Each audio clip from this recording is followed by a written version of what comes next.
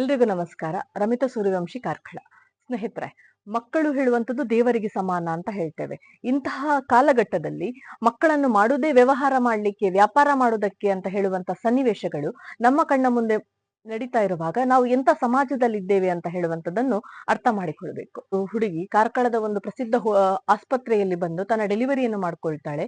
ಮಾಡ್ಕೊಂಡ ಒಂದು 2 ದಿನದಲ್ಲೇ ಆ ಮಗುವನ್ನು 1.5 ಲಕ್ಷಕ್ಕೆ ಮಾರಾಟ ಮಾಡ್ತಾಳೆ ಅಂತ ಹೇಳಿ ವಿಷಯ ಗೊತ್ತಾದಾಗ ಅವಳನ್ನು ಹಿಡಿತೇವೆ, ಅವಳನ್ನು ಕೌನ್ಸಿಲಿಂಗ್ ಕೂತ್ಕೊಳಿಸ್ತೇವೆ. ಇಲ್ಲ, ನೀನು ಮಾಡ್ತಾ ಇರೋದು ತಪ್ಪು ಅಂತ ಹೇಳಿ ತಿಳಿದಾಗ, ಹೌದು ನಾನು ಮಗುವನ್ನು ಸಾಕ್ತೇನೆ, ನಾನು ಅದನ್ನು ಚೆನ್ನಾಗಿ ನೋಡ್ಕೊಳ್ತೇನೆ, ಈ ಮಗುವಿಗೆ ಕಾರಣಕರ್ತರಾದವನೊಟ್ಟಿಗೆ ಮದುವೆ ಆಗ್ತೇನೆ, ಯಾಕೆ ಹೇಳಿದ್ರೆ ಅವಳಿಗೆ ಇನ್ನು ವಿವಾಹ ಆಗಿರುವುದಿಲ್ಲ. ಅಲ್ಲದೆ ಅವಳ ತಾಯಿಗೂ ಕರೆಸಿ ಬುದ್ಧಿಯನ್ನು ಹೇಳ್ತೇವೆ, ತಂದೆಗೆ ಮಾತಾಡ್ತೇವೆ ಅಂತೇಳಿ ಹೇಳಿರ್ತಾರೆ.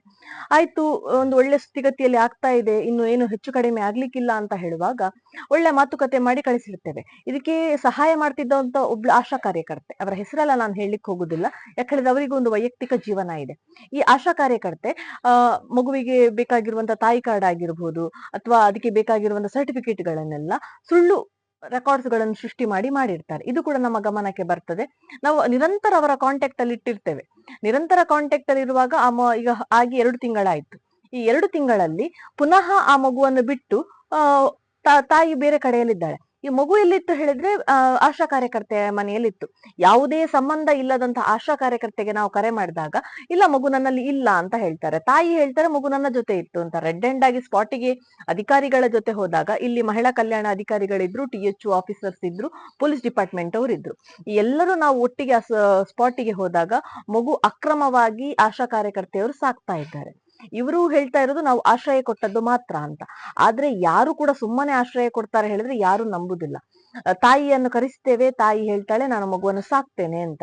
ಹಾಗಾಗಿ ಈಗ ಅವಳನ್ನು ಮದುವೆ ಆಗ್ತಿರುವಂತ ಹುಡುಗ ಬ್ಯಾಂಗ್ಳೂರಿಂದ ಬರ್ತಾ ಇದ್ದಾರೆ.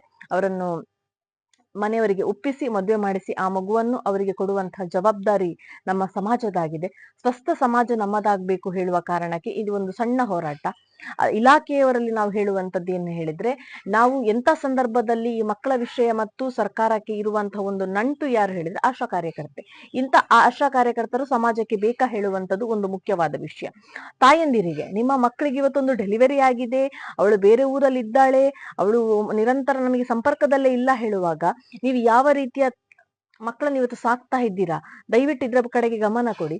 ಅದಲ್ಲದೆ ಮಕ್ಕಳ ಕಲ್ಯಾಣ ಇಲಾಖೆಗೆ ಹೇಳುವಂತದ್ದು ಇಷ್ಟೇ, ಒಂದು ಸಣ್ಣ ತಪ್ಪು ನಮಗೆ ಸಣ್ಣದಂತ ಹೇಳಿ ಅನಿಸ್ಬೋದು, ಆದ್ರೆ ಅದು ದೊಡ್ಡದಾಗಿ ಇವತ್ತು ನೋಡಿ ಯಾವ ರೀತಿಯಲ್ಲಿ ಅದು ಬಂದಿದೆ ಅಂತ. ಅವಳು ಮಕ್ಕಳನ್ನು ಮಾರಾಟ ಮಾಡ್ತಾಳೆ, ಮುಂಬೈಗೆ ಕಳಿಸ್ತಾಳೆ, ಇಂಥದ್ದೆಲ್ಲ ಸಣ್ಣ ಸಣ್ಣ ಮಾತುಗಳು ಬಂತು.